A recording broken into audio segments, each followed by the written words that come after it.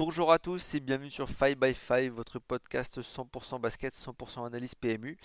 Et on est reparti pour une nouvelle saison. On n'a pas fait de podcast cet été, on n'a pas trop. Moi surtout, j'ai vraiment pas eu le temps pour le coup. Mais voilà, on revient quand même pour nos petites previews pour la saison à venir. Et évidemment, la team est au complète pour cette première, puisque Pop et Doc sont avec moi ce soir. Bonsoir tout le monde. Salut. Bonsoir, Ouais. bonsoir. Est-ce que tout le monde a passé une bonne intersaison? Bah, ça a Oui, été. oui, ça va. Oui, ouais, si on regarde pas les trades de ma franchise, ouais. Ta, franch- Ta franchise n'est malheureusement pas encore à l'ordre du jour, puisque comme l'an dernier, on va attaquer par la division Atlantique, parce que je crois qu'on avait déjà fait ça l'an dernier, en première. Donc la division Atlantique, ce sera plutôt pour Doc pour le coup, mais pas tout de suite, parce que on va faire aussi comme l'an dernier. On va prendre d'abord la franchise qui a terminé cinquième et dernière de sa division, et c'était les Toronto Raptors avec 25 victoires et 57 défaites.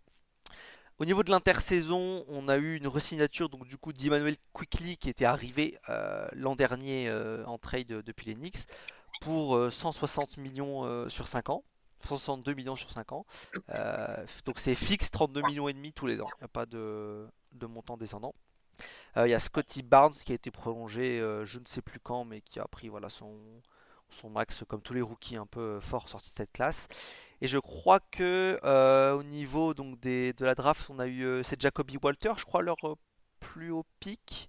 Ouais. Euh, ouais, je crois que c'est Jacoby Il me Walter. semble, ouais. Voilà, il y a eu Davion Mitchell qui est arrivé, Bruno Fernando, voilà. Pas eu de grosses arrivées. On repart un peu avec le même groupe que l'an dernier de la deadline, hein, donc Quickly, Barnes, Barrett, Jakob Poeltl, Olynyk, Boucher, voilà.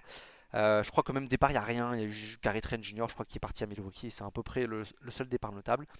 Euh, alors, est-ce que on a eu une saison vraiment perdue pour les Raptors de l'an dernier?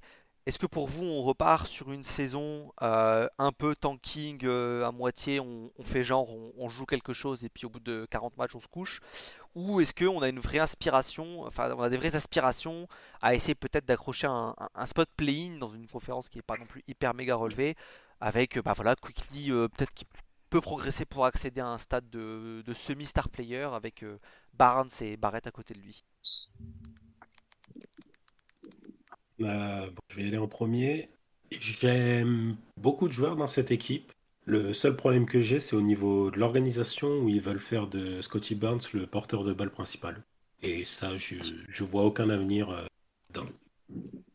C'est peut-être amené à changer avec Quickly quand même qui prend plus de place dans. En fait, Ouais, c'est Quickly, c'est pas un ball handler non plus, quoi. bah, en fait, pour moi, il ressemble un peu à, entre guillemets, à Brunson, je trouve, dans sa manière de jouer. C'est-à-dire, effectivement, c'est pas des purs meneurs, mais ils sont capables de tenir la balle, de passer. Disons qu'aucun des deux n'est élite, est-ce que deux mecs qui ont un niveau correct peuvent suffire pour faire quelque chose, quoi? C'est plutôt, on va dire, dans ce sens-là. Ouais, le problème, c'est que j'ai l'impression que c'est un peu partout comme ça dans l'effectif de Toronto, tu vois. Des mecs qui sont pas élites, ouais, mais que des gars pas élites. C'est qui, honnêtement, c'est qui ton meilleur meneur à la passe? Enfin, meneur ou qui tu veux. C'est qui ton meilleur joueur? C'est quoi? C'est À Davion la passe, c'est Mitchell? Quickly. Non, c'est Bah, la passe, Quickly. c'est Quickly, hein. Il a fait pas mal de passes une fois qu'il est à Toronto. Ouais, Après, je crois qu'il était à 8 par j'ai match. pas non plus vu tous ces matchs à Toronto. Les morceaux que j'ai vus l'an dernier, c'est pas ce que je préfère, on va dire. Euh, C'est pas un passeur ouais, dans l'âme, quoi. oui, bah c'est aussi ce que je sous-entendais en disant c'est qui ton meilleur passeur en soi. C'était pas évidemment en stats ce sera Quickly, mais moi je trouve que Mitchell a plus de sens de la passe et Mitchell a certainement pas le niveau d'un titulaire déjà donc Mitchell, il sera. Déjà, s'il voit le terrain, c'est déjà bien, Ouais. je pense. ouais je t'avoue que j'ai pas compris ce move mais bon. Ah, c'est Bah, qu'il peut pas jouer, quoi. Ah, précis. il peut pas vivre une minute sur le terrain quand on est aussi nul en attaque. C'est Il peut pas impossible. tirer. Ah, puis il peut pas tirer, il peut pas driver, il peut pas suivre la pression. Enfin, c'est un Ah, mais je défenseur sais bien. exceptionnel, mais à part ça, il est complètement nul. Je sais bien en fait c'est juste que je comprends pas l'intérêt de ce move mais Après, c'est un joueur sur un an. C'est quoi? C'est Oui, après, c'est 5 ou 6 millions de salaire. Ouais, c'est 6 millions, c'est un fond de cul d'MLE à tous les coups, et voilà. De toute façon, bah, ça attire pas à Toronto, il n'y a pas de surprise, hein. C'est pas faux. Il n'y a pas de surprise, hein. Mais, Déjà, mais après, donc, pour en revenir à ta question de base, oui, ce sera probablement que Quickley qui va avoir le ballon dans les mains, mais ouais, encore une fois, il y en a plein qui peuvent jouer deuxième meneur, mais je crois pas que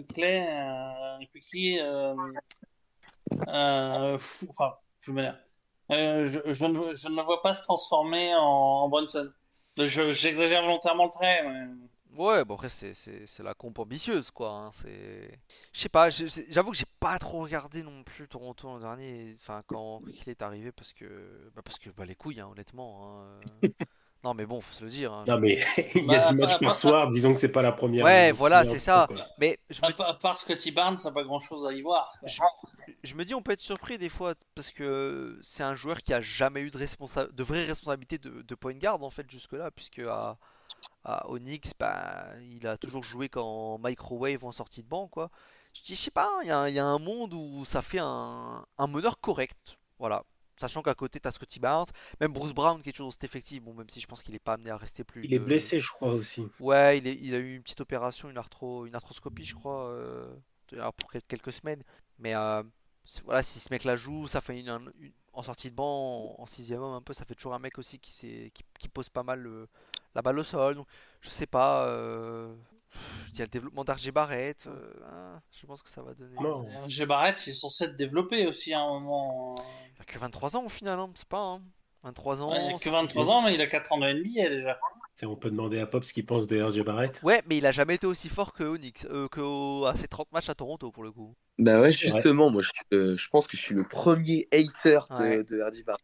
Enfin, pas que je ne l'aime pas, juste que je trouve qu'il y a un décalage important entre son niveau réel et ce que l'on en ressent. Je trouve que c'est un joueur très faible, je trouvais, justement, parce qu'il a gommé toutes ses limites, notamment d'efficacité quand même, qui étaient hyper importantes à Toronto. Ouais, Donc sur 30 matchs, je sais pas si c'est c'est amené ça. à être une Ouais, constante ou un feu de paille, mais tout de même, quand j'ai passé ma vie à dire que c'est un joueur hyper inefficace et qui du coup n'est pas du tout impactant dans la réussite de son équipe, bah quand il gomme ce défaut et que ça en devient une qualité, bon, il faut quand même le noter. ouais, mais moi, tu vois, justement, je préfère attendre un petit peu pour savoir si, comme tu disais, c'est pas un feu de paille. Euh, Feu de paille, je Moi, pense c'est ce pas que non je plus. crains. Il a une meilleure possibilité de sélection de tir à Toronto avec notamment Olynyk qui dans la peinture l'écarte comme pas possible. Ce qui fait que concrètement dans les cinq que tu as en général, c'est t'as vraiment Barnes et Barrett qui sont des c'est pas des non-shooters mais c'est plus des c'est soit ils sont chauds soit ils le sont pas et ça fait que tu peux quand même bien articuler ton attaque globalement. Non, ça, je dis pas. Mais en fait, c'est vraiment je trouve le contraste trop fort pour pas me dire, attends une demi-saison pour voir si ça se tasse pas un petit peu, tu vois. Et en fait, c'est le problème que j'ai avec beaucoup de joueurs de Toronto, c'est quel est leur niveau réel. Ah oui, de toute façon, il y a. Ça, on est d'accord. Il faut se donner un peu de temps avant de savoir si c'est une vraie explosion. Moi, je trouve qu'elle a peut-être. Cette équipe, elle a plus de potentiel qu'on peut lui donner si ça clique bien. Parce que je crois, c'est ce que Doc disait. Moi, j'aime beaucoup de joueurs au final. Et je sais pas. C'est toujours le même coach là, c'est Darko Rajakovic là. Je sais pas ce que les fans en ont pensé et les vrais fans en ont pensé de sa première saison, mais je me dis que si on est sur un coach voilà, qui a cette formation européenne quand même à la base, qui va peut-être plutôt se baser sur de la partage de balles, du mouvement de jeu, je trouve qu'il y a les pièces en tout cas dans cet effectif pour faire un truc bien, parce que mine de rien, on en revient à ça, hein, certes t'as pas un passeur d'élite, mais en fait, t'as des bons passeurs à tous les niveaux par contre. Je veux dire, ta paire d'inter... Olynyk, il a quand même des super mains. Barnes, voilà. Barrett, il est pas non plus complètement manchot. Brown, Quickly. Il y a des mecs qui savent faire tourner une gonfle dans cet effectif. J'avoue que je suis très intrigué de voir le début de saison. Et si c'est une équipe qui peut surprendre à 40, 45 wins, bah, je serais pas surpris. Juste moi pour répondre à un peu la problématique initiale que tu lances sur en Ouais. gros le plafond d'une équipe qui possède pas de créateur élite. Moi je pense qu'en fait j'ai l'impression qu'on se pose un peu ces questions à chaque fois pour les équipes faibles ou moyennes, mais qu'en fait bah, ces équipes ont pas vocation à être élite quoi non plus, n'ont pas vocation à être de top team. Mhm. Donc leur plafond est certes limité à gros si t'as pas de créateur élite, bon ben tu n'existeras pas en playoff d'une part, et même en saison régulière, tu peux difficilement aspirer à autre chose qu'être dans le range play-in. Mais en même temps, simplement avec Barnes, qui est un top créateur pour son poste, et qui est un créateur, somme toute, euh, au-dessus de la moyenne, disons, sans parler de conception de poste, Quickly, qui est un passeur correct, tu as cité qu'il y avait quand même des passeurs doués à n'importe quel poste. Je pense qu'avec ça, tu peux en effet construire une attaque cohérente et que ouais, peut-être que ce qui limitera cet effectif, c'est quand même davantage le manque de shooting, le manque de sniper clair déjà, Mm. et surtout le manque de régularité, que le manque de création qu'on, moi, je value beaucoup cet aspect-là du basket, la création pour soi et pour les autres, mais plutôt pour les équipes élites, c'est ce qui fait passer, à mon sens, une équipe du statut de très bonne équipe à équipe prétendante au titre. Et dans les équipes un peu plus faibles, je pense que c'est moins prégnant et que c'est plus la capacité à avoir plein de joueurs à droit. Ouais, je suis d'accord qu'il y a Ouais, qu'il faut être capable de faire la bascule derrière pour devenir un contender. Ouais, ça Ouais. s'entend. Et je suis d'accord que ce qui va peut-être aussi me chagriner, c'est effectivement que ça manque un ou plusieurs shooters élites. Ce qu'à la base pouvait apporter Gary Trent Jr., même si je crois que ça. J'ai l'impression que ça a mal fini. J'ai l'impression quand même au niveau Ouais, des il était au relations. placard depuis 2 ans, c'est le Ouais, problème. ça avait mal tourné. Mais par exemple, c'est ce que techniquement ce genre de joueur pouvait apporter. Et là, dans les faits, je suis d'accord que je crois que Jacob B. Walter, c'est pas un qu'ils ont drafté. Je crois que c'est pas un shooter non plus. Bah, sachant que je vais me regresser, mais de me dire penser, mais c'est un draft pick entre guillemets loin parce que c'est pas un top pick parce que leur pick c'est celui des Spurs. C'est celui qui a fini chez les Spurs avec le trade de Puttle. Donc ils n'ont pas eu de haut draft pick. Mais je crois que c'est pas un shooter Walter, mais je peux me tromper. Mais ouais. Euh, Est-ce que vous voulez rajouter quelque chose ou je peux enchaîner? Euh, bah, Non, tu peux. juste dire que bah, le franchise player, clairement, c'est Barnes. Je pense qu'on mesure pas assez le. C'est un très bon jeune joueur. On est un petit peu. Enfin, c'est pas le même type de joueur exactement, mais Yanis, au bout de sa troisième, quatrième année, tu sais pas encore où ça va monter, tu sais pas encore Ouais. quel poste il est le meilleur, des choses comme ça. Et là-dessus, c'est le point intéressant des Raptors, on va dire. Ouais. À la limite, j'en rajouterai un deuxième, c'est que ils ont pas saturé le payroll comme des andouilles, et donc par rapport à ce qui se passera cette saison ou la saison prochaine, s'il y a des mouvements qu'ils ont besoin de faire autour, s'ils explosent vraiment, ils ont pas mal de marge. Enfin, ils ont plus de marge que d'autres franchises pour tourner l'effectif dans le sens qu'ils souhaiteraient. Parce que si je dis pas de bêtises, c'est le 23 ou 24e payroll de la NBA cette saison. Et ils ont pas, ça a tendance à baisser au fur et à mesure des saisons, contrairement à un Philly qui est stacké à 70 millions pour au moins 4 ans. Ouais, ouais, ils ont de la marge. Après, moi, ce qui me faisait questionner sur où ils veulent aller, c'est que je pense pas que Masai Ujiri, de nouveau, sans une optique de tanker, c'est pas le style de la maison. Et je me dis que Scotty Barnes, on va rentrer dans l'année 4. À mon avis, ils ont pas 3 années de tanking derrière eux avant qu'ils pètent un plomb et disent bon les gars, moi je me casse quoi. Mais bon, ça. Ouais, c'est le moment Euh, d'orienter le projet, hein. Et ils ont Bruce Brown justement qui peut servir de pièce Ouais. d'échange. Puis même, moi je pense que la signature de Quickly, avoir pris Barrett avec son contrat, je pense qu'ils veulent aller vers l'avant quoi. Là, ils veulent pas faire Ouais, non, ouais. ils veulent clairement pas faire des pas en arrière, quoi. Le côté, on a des joueurs de devoir canadiens et puis bah, pour entourer notre star, c'est aussi intéressant pour le marché local. Ouais, c'est vrai que j'ai pas pensé, mais un Olynyk, ça a une petite vibe peut-être pour les Canadiens quand même. Barrett, j'avoue que ça, j'ai pas pensé, mais ça doit parler. Ça doit parler. Allez, je vous propose quand même d'enchaîner. De toute façon, on viendra à la fin pour les pronos. Brooklyn Nets, quatrième de la division l'an dernier, avec 32 victoires et 50 défaites. Encore une équipe qui n'a pas profité de son draft pick, puisque il est parti à Houston, euh, qui ont drafté il me semble, oui. ouais, qu'ils ont drafté. C'est avec celui-là qu'ils ont drafté Reed Shepard. Donc il est parti à Houston celui-là. Et du coup pour les moves des Nets au niveau de l'intersaison, on a beaucoup de joueurs qui sont restés. On a évidemment plus Mikal désormais dans cet effectif. On a Claxton. Michael, on l'a envoyé de l'autre côté Ouais, du pont. on l'a envoyé de l'autre côté du pont. On a Claxton qui a re-signé cet été pour un peu moins de 100 millions, je crois autour de 100 millions sur 4 ans, un truc comme ça. C'est ça, en dégressif. Ouais, et après on a fait venir pas grand monde, je crois, hein. J'ai Zaire Williams, Shake Milton, il y a le cadavre de Boyan qui est toujours là. Il n'y a pas, voilà, il y a pas grand chose qui a bougé de toute façon dans cet effectif. Ils sont bloqués de toute manière, entre guillemets, tant que Ben Simmons est sous contrat, c'est-à-dire sa dernière saison, à 40 patates. Mais voilà, je pense que la question me paraît assez claire, c'est on est vers je pense un gros tanking pour les Nets. Le cap est quasiment clean dès l'année prochaine. On n'a que des fins de contrat, Simmons, donc Boyan, Schroeder, même ce que tu as signé c'était Zaire Williams, c'est un an. Ah bah, littéralement, ils ont 65 millions de cap engagés l'an prochain, je crois. Ouais, bah, il y a la PO de Finney Smith qui est pas comptée, je crois, dans ce truc-là. Et je pense qu'il va à 15 millions, il va la prendre, mais bon, à voir. Mais ouais, t'as juste Cam Johnson en fait et Claxton qui viennent prolonger. Putain, il a prolongé un dégressif, je vais avoir Claxton en plus 25, 20. Ah ouais, non, ouais. Il a prolongé 27, 25, 23, 20. Il a prolongé en dégressif en plus. Voilà, ton cap est clean l'année prochaine. Il y a peut-être Cam Thomas qui sera re-signé.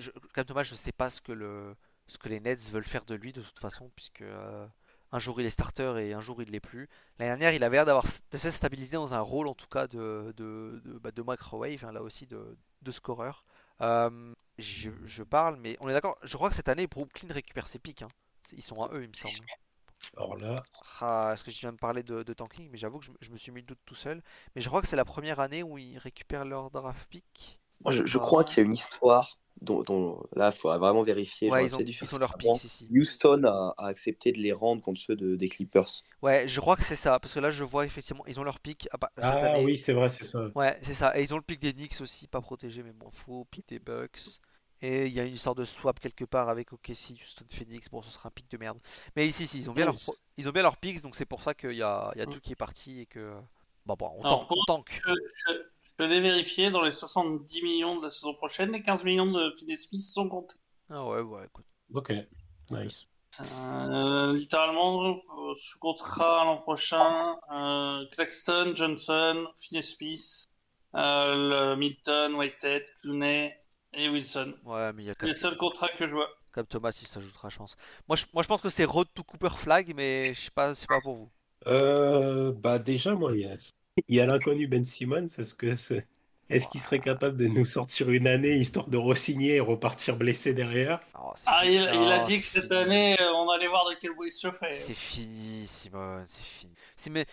C'est même pas qu'il veut pas, il se Non, non, non, blesse ouais. au dos tout le temps. C'est le dos est flingué, mais en tout cas, il y a ce truc, le spectre, vraiment, c'est pour les Nets, c'est le pire qui peut leur arriver, c'est de Ah oui, prolonger Simmons. Je pense que là, tout le monde sait que c'est une mauvaise idée. Mais, je pense que mais- même s'ils moi, tournent en 20-10-10, ils le prolongent pas, je pense qu'ils ont assez donné. Ah, enfin, 10-10, c'est moi, chaud quand même de pas le prolonger. C'est ça le problème, hein. Sign and trade, c'est pas grave. Ah, ouais, ça oui. moi, le truc que j'ai du mal à comprendre quand même, c'est d'où sort cette blessure du dos. Je crois sincèrement hein, quand il dit que son dos il est flingué. Mais d'où ça sort il a jamais eu un problème de dos. Il se fracture le mental et après c'est son dos qui marche plus. C'est quoi? C'est psychosomatique? C'est une vraie question. Je serais vraiment curieux de savoir, tu vois. Je sais pas. Après, il manquait déjà pas mal de matchs, hein, Philly. Je sais pas si c'était le dos, mais je sais qu'il a J'ai pas souvenir de dos. Ouais, Je sais, bah, il Ouais, loupe la bah première là, moi année, non c'est plus. une blessure au pied. oui, la première Ensuite, année, c'est ses le pied, deux ouais. premières saisons, il les fait quasiment pleines. Parce qu'il y a Ouais. juste je sais plus, si c'est la deuxième ou la troisième où c'est, comment ça s'appelle, Embiid qui se blesse sur la fin de saison où il y a un 10-0 pendant qu'il est blessé. Ah Ouais, oui, c'est ça, c'est la c'est la deuxième année. première. Première, Ouais, là? c'est, Ouais, putain. C'était. c'est, et ben, même ce qui scelle un petit peu son Rookie of the Year. Et puis après, ouais, il y a sur la fin où il recommence à se blesser, mais j'ai pas vraiment souvenir de dos, tu vois. J'ai pas les longueurs des blessures, donc ça vaut ce que ça vaut, mais je vois des alertes blessures d'eau 2020-2021 quand même. Ah, ok, donc ouais, Mais ça, blessure. Mais ça avait l'air d'être surtout le genou, parce que le nombre de fois où c'est écrit genou, par contre, c'est énorme. Ouais, ça plus, oui. Ouais, ça a été Ah poussé le oui, Le genou. gauche. ouais, moi c'est ce que j'avais en tête aussi. En fait, c'est pour Ouais. ça ma question. Mais après, c'était pas une vacherie de dire. Quand je disais c'est peut-être psychosomatique, c'est quand t'as plus envie de faire quelque chose, que tu y es plus, ton corps lâche. Le problème, C'est- le problème, c'est qu'à mon que- avis, que- à mon avis, il est en full rechute, en fait, surtout, je pense. C'est-à-dire que il a eu une bonne blessure une fois au dos, et j'ai l'impression que depuis, ça tourne. En fait, c'est beaucoup de rechute par rapport à ça, au final. Je sais pas c'était quoi la première blessure au dos, mais en fait, enfin, tu peux pas inventer 50 blessures au dos au bout d'un moment, quoi. Oui, non, bah ça c'est possible aussi. C'est non, mais après je dis ça parce que ayant fait des burn-out à titre personnel, et en fait, le moindre truc, ça te revient comme un boomerang en pleine gueule. La moindre petite douleur, c'est comme si tu t'étais pété un genou. Et c'est pour ça que je me demande à quel point c'est lié au souci mental qu'il a, ou c'est pas pour me moquer pour une fois. Je l'ai déjà assez allumé dans sa carrière, mais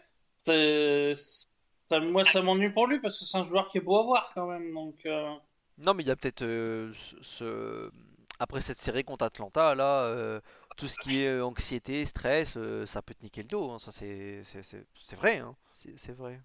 c'est mais après, tout comme tu avais raison de dire, après, il suffit d'une mauvaise blessure, ça va être comme un diaby en foot. Ouais. Je cherche un peu, je vois qu'il y a eu des alertes en 2020, mais putain, il a eu. Ouais, c'est chaud, quoi. Je vois de février 2020, grosse chute à Milwaukee. Ah, il en a vomi à cause de la douleur. A raté 8 matchs et traitement pour le dos tous les jours. Quand Quand la on saison est à s'est vomir arrêtée. de douleur, c'est que ça rigole pas quand même. Ouais, je sais pas. Après, est-ce que c'est là que ça commence et depuis c'est ça part en couille depuis, je sais pas. Je pense qu'il y a beaucoup de trucs, il y a peut-être eu effectivement des contacts, des douleurs à certains moments, et la santé mentale qui a dû jouer par la suite, qui a fait enfin, qui a constamment fait que ça revient en fait, je pense. Oui. Mais en dehors de peine, voilà, comme je disais, Temps, Cooper Flag, Pop, où est-ce que ça va la direction des Nets? Bah, je pense que parfois, il y a des équipes, comme ça a été le cas pour Toronto, sur lesquelles on s'interroge sur, en effet, la direction. Qu'est-ce qu'ils veulent faire? Il y a des équipes, et je pense que les Nets sont de cette catégorie, où quoi qu'ils veuillent faire, je pense que la réponse sera tout en bas et que bah, Cooper Flag, ça dépendra des boules de la loterie et pas d'un plan de management vraiment assuré, quoi. Je Ça, et pense puis qu'ils n'ont s'il pas y en les a armes. pas un qui explose, même si oui, moi, a priori, Cooperfly, il part avec 3 coudées d'avance sur tout le monde, Oui, mais mon avis, il va. après, c'est une question de chance, hein. Ça se trouve, les Pistons, ils seront 13e pour une fois et ils vont choper le premier pick, alors tu peux jamais trop savoir à l'avance. Voilà, ils sont, enfin bref, c'est pas pour dire, Ouais. pour parler de Flag en soi, quoi. C'est pour dire que quoi qu'il arrive, ils seront au fond du fond du fond, hein. Et voilà, c'est les équipes de l'Est, historiquement, depuis 3 4 ans, bon, j'aurais pas le truc exact, qui sont dans les 14 15e places, font des scores de victoire historiquement bas. L'an dernier, on a eu 14, je 14, crois, 14 13, et 14, 15. On a eu les deux, hein. 14 et 15. 14 et 15, hein. Et, et je pense que cette équipe de Brooklyn peut faire moins. Ah, je sais pas quand même. Je pense pas. Non, je pense que c'est chaud quand même. Mais en fait, Hmm. déjà, Il y a un petit peu trop de talent quand même. ils ont un pivot, un vrai pivot starter. Il y a l'interrogation de, comment il s'appelle? De Schroeder. Il a beaucoup de Correct. défauts, hein, ça, il n'y a pas de souci là-dessus. Mais en meneur référencé NBA, ça reste quand même, c'est pas anodin pour là ce qu'on projette chez eux. Puis Cam Thomas, T'as, il va bien te faire ouais, gagner quelques matchs, quoi. t'as le côté Cam Thomas où clairement, il y a eu des déclarations du front office là pendant l'été où c'était, concrètement, il a prouvé qu'il était capable de marquer. Maintenant, on veut qu'il prouve qu'il est capable d'être efficace. Est-ce qu'il va trouver de l'efficacité ou pas? Mais t'as pas mal de petites choses. Parce qu'en vrai, il est tanké, il est pas si petit que ça. Je sais pas exactement comment il fait, mais il est pas undersize, et puis il est quand même vachement tanké. Il tankait de fou même. C'est c'est vraiment le genre de joueur. Il augmente ses pourcentages, ça peut arriver facilement, quoi. Ouais, mais il aime trop les tirs compliqués. Ah, bah ça, c'est autre chose. Il aime trop Mais ses c'est coups. plus au niveau QI que, Ouais. que le corps qui Je, le limite là-dedans. je pense que l'effectif est un peu trop fort. En fait, déjà, juste parce qu'il y aura des équipes mauvaises encore l'année prochaine qui vont se bouffer un peu entre eux. Putain, je pense que l'équipe elle est quand même un peu trop forte pour faire moins que ça. Par contre, moi je mise aussi les 20 wins autour de par là, hein. Ce sera pas, on parle pas de beaucoup plus, mais putain, 14-15, on rentre dans le all-time, ça commence à être compliqué quand même. Bah, franchement, en fait, tu vois, tu parles des équipes faibles. Ouais. Et j'ai l'impression que toutes les équipes faibles se sont renforcées, à l'exception d'une, quand même. Que Détroit, structurellement, progresse, par exemple. On aura l'occasion d'en parler. Oui. Bon, que Washington est quand même. Enfin, il y a des joueurs référencés qui te permettent de faire autre chose que ça, et puis ils se sont renforcés également. Washington, ils veulent faire starter Jordan Poole. Moi c'est Washington qui me fait un peu douter où je me En dis point de garde, ils sont j'entends. moi je me dis ils sont capables de faire une saison bien à chier Washington. C'est le seul où je suis Détroit, je pense que ça doit progresser. Washington, j'avoue que oh putain. Déjà, Washington, ça dépend s'ils ont le SAR de pré-saison ou le SAR de Summer League. En tout cas, je peux entendre que tu vois une saison vraiment historiquement dégueulasse. J'ai quand même un peu de doute au niveau de la qualité des effectifs, de me dire que ça vaut pas les Sixers all time quoi. J'y crois pas. C'est- Non, mais enfin, ça sera. Moi, en tout cas, Ce sera pas j'ai un nombre de wins en tête. Ça Ouais, n'est pas 12, hein, mais ouais, ouais. ça n'est pas 20. Et c'est même pas. Enfin, voilà, ça n'est pas 20 du tout.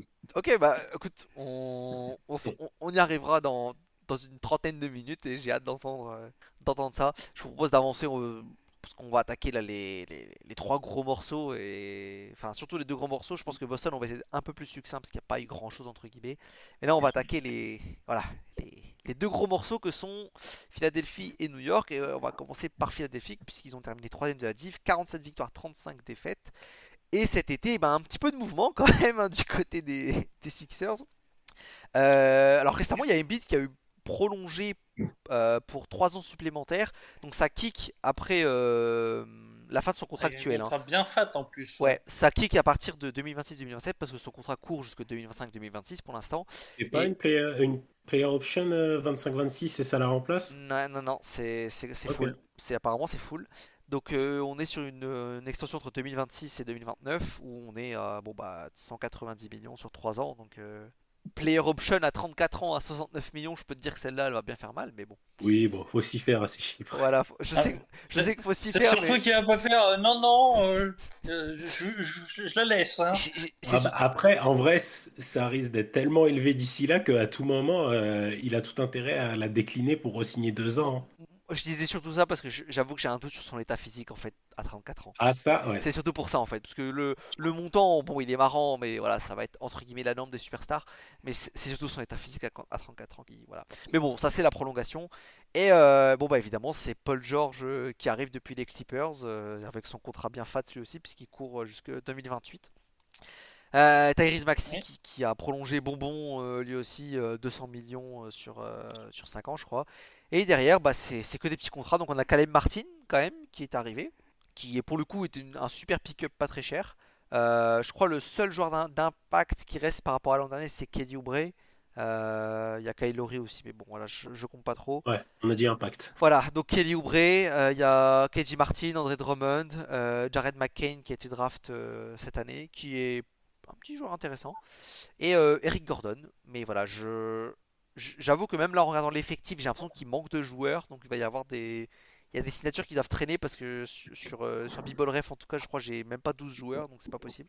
Euh, mais voilà, je te laisse Bah, commencer, Doc. Gerson aussi. Hein. Y'a qui? Gerson, Yabusele. Ah bah oui, oui, oui, il y a Boussélé du coup Ouais. qui revient en NBA avec Philly Ouais, du coup. et Ouais.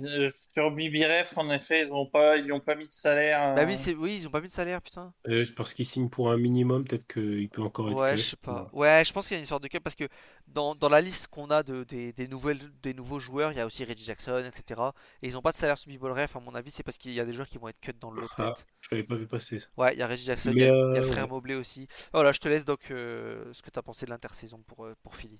Bah, franchement, bah ça, on en avait parlé longuement sur le forum. C'est par rapport à ce qu'on pouvait projeter, c'est une énorme surprise positive pour moi. Après, est-ce que ça marchera, c'est autre chose. Mais avec les outils qui étaient disponibles, cette intersaison est quand même très solide pour moi. Grosso modo, tu remplaces, comment il s'appelle? Tobias Harris par Paul George. Rien que pour ça, c'est une masterclass. Et ensuite, t'as eu la petite entente avec Tyrese Maxey pour qu'il re-signe pas en cours de saison, qu'il fasse confiance pour qu'il prenne son max plus tard. Ça a bien été exécuté. T'as l'opportunité Caleb Martin qui refuse un contrat avec le Heat. Je crois on parlait de 50 millions pour quand l'offre est plus disponible, il s'est rabattu sur ce qu'il y avait, donc 25 millions chez nous. Kelly Oubre qui revient, ouais, pourquoi pas. Moi, j'aime bien Jarrett McCain. Enfin, j'en attends pas des monts et merveilles non plus, mais c'est intéressant. C'est surtout sous tous ces guards, donc que ce soit McCain, l'arrivée d'Eric Gordon, t'as Ricky Council aussi qui avait montré des bonnes choses en fin de saison, qui au point de se faire garantir un contrat. Mhm. T'as un petit peu ce côté état d'esprit du 8 qu'on a ces dernières saisons où ça te sort des shooting guards, enfin des guards globalement, pas les meilleurs ball handlers forcément, mais ça rentre des tirs, ça défend et tout. T'as ce côté un petit peu sur des no-names qui vont venir compléter, donc globalement intéressant là-dessus. Non, puis il y aura Gershon pour venir postériser LeBron sur les matchs importants. Donc, Ouais, pour ça. il faut bien lire un peu. Mais il peut être Faut- starter en vrai, hein. C'est le 5 de départ, toujours pas défini. Enfin, t'as trois gars qui sont définis. Et Euh, je qui vois va. plus son sortie de banc perso, mais Bah, ça, ensuite, c'est des questions de minutes de répartition. En gros, ça se joue entre lui et Caleb Martin. mais Et après, euh, je plaisantais en disant lui, il sera là juste pour postériser LeBron, hein, pour rigoler un peu. Mais si qu'il revienne et qu'il se fasse une place, c'est tout le mal que je lui souhaite. Voilà, moi, il m'a envoyé du rêve pendant la phase finale des JO. S'il a envie qu'il fasse un kiff, quoi. Il a raison. Il sait qu'il est dans les meilleurs en Europe. Euh, Autant retenter sa chance. Enfin, il peut se permettre de retenter sa chance. Si ça marche pas, il retourne en Grèce et il trouvera un gros contrat. c'est ça. Après, ça va être rapide en vrai, hein. Parce que concrètement, ce qui le limite, c'est sa capacité à rentrer des 3 points en NBA. S'il en rentre, c'est pour ça où il peut aller jusqu'à postuler à une place dans un 5 majeur. S'il rentre pas de tir, il va retourner très vite en Europe, hein. C'est pas faux. Mais sinon, pour en revenir un peu au sujet qui était censé être les Sixers, bon, sur la partie Maxi, tout ça, d'accord avec toi, parfaitement exécuté, pas de souci. Bon, re-signer Embiid, t'as pas trop le choix, même si le contrat pique, mais bon, ça c'est du détail. Moi, c'est vraiment aller chercher Paul George et lui garantir plus. Je crois que les 4 ans sont garantis. Ouais, les 4 ans sont garantis de mémoire. Euh, il a 34 ans, il est tout le temps blessé. Je comprends pas ce move. Je comprends l'intérêt de reconstruire autour de trois superstars, un ailier, un pivot, un meneur, enfin, un arrière, tout du moins. Pas un sur chaque ligne, quoi. Ça c'est bien vu. Mais voilà, est-ce que vraiment c'est Paul Injury Prone George qu'il faut aller chercher? Et à ce prix-là surtout. Je sais que t'avais pas le choix si tu voulais l'obtenir. Mais est-ce qu'il valait pas mieux laisser les Clippers se foutre dans la merde en le prolongeant qu'aller chercher? Est-ce que tu risques pas de te bloquer d'autres mouvements par la suite ou Et bloqué avec Embiid et la re-signature de Maxi dans tous les cas. c'est pas faux? Donc en fait, tu devais signer quelqu'un et qui est-ce que tu pouvais signer cet été? Bah ouais, mais est-ce qu'il y avait pas mieux à faire que Paul George? Je sais plus la free agency en tête, mais de tête, il y avait personne, hein. Une free Bah, agency, merde. Bah, on a tu eu pouvais, exactement le au même moins débat. cher, tu pouvais aller Bah, chercher Demar. Non, mais s'il te plaît. Non, mais. ouais, enfin, Ah ouais. Non, ouais, c'est vrai que c'est moins cher, mais on parle de jouer au basket au bout d'un moment. il y avait C'est Davion un très Mitchell bon joueur de disponible. basket, je suis désolé, Ouais, mais hein. sauf que pas aux Sixers. Mais Ça dépend ce apparemment, que il tu était veux dans les mettre en petits place. papiers. Ah, mais Bah oui, si tu veux ouais. mettre en place du football, pourquoi pas? Peut-être qu'il est meilleur, mais pour gagner des matchs de basket, je pense que ça n'existe pas, quoi. Ouais, je suis pas tout à fait d'accord avec toi là-dessus, mais bon, moi j'aurais vu, personnellement, ça aurait fait un meilleur. Si tu lui donnes un round de troisième homme, ça aurait fait un meilleur complément, je trouve.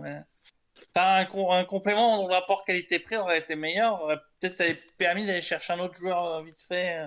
Non, mais Je peux me le tromper, rapport hein, j'ai peut-être qualité-prix ne tort. gagne pas de match, hein.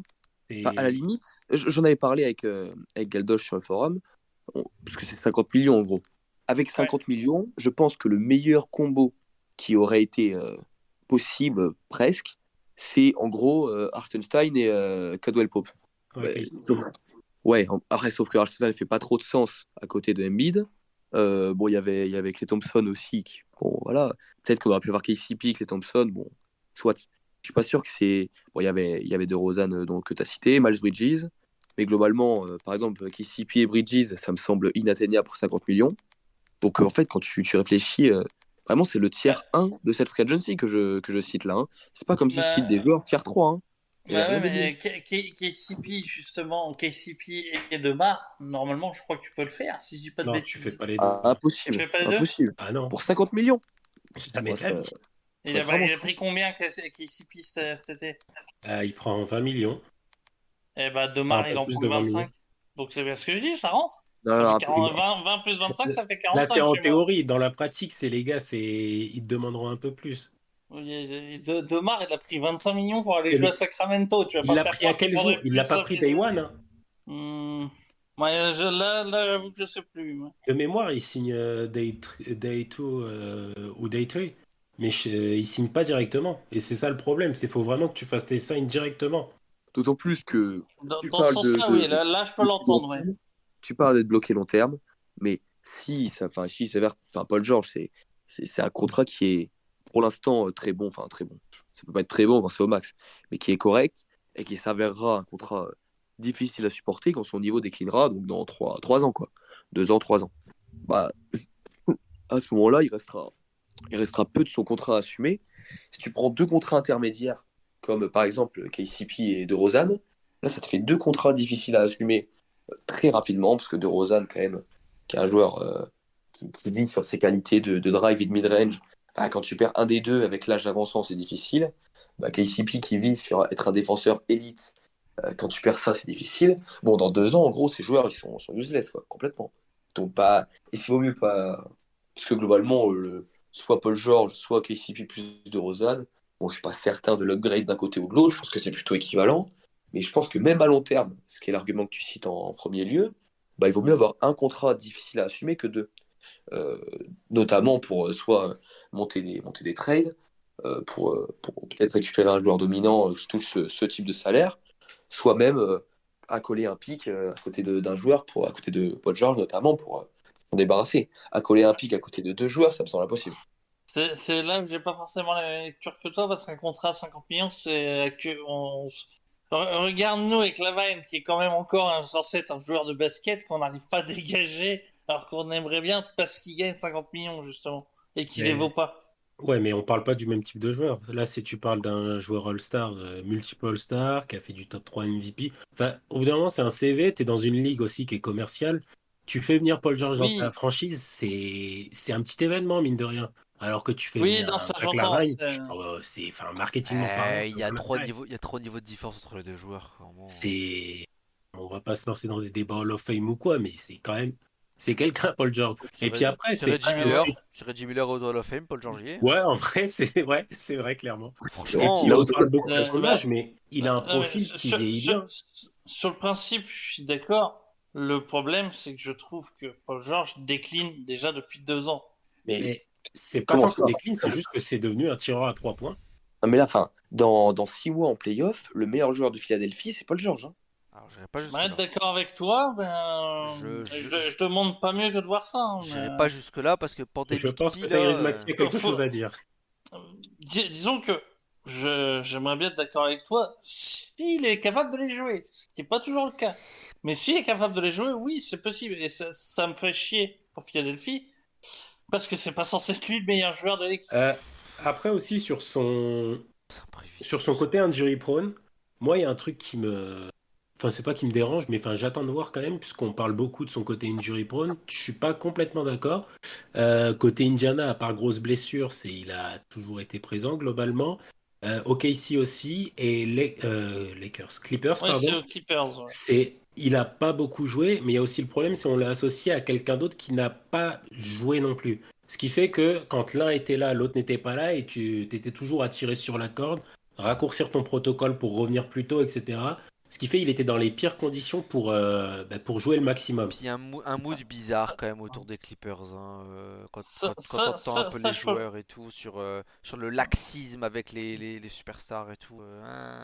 Ouais, même Tu ouais, vois. c'est Ça, Kawhi la ça, par première contre, tu année qui vois. était à San Diego, qui limite voulait pas s'entraîner avec l'équipe Ouais, et c'était tout. bizarre.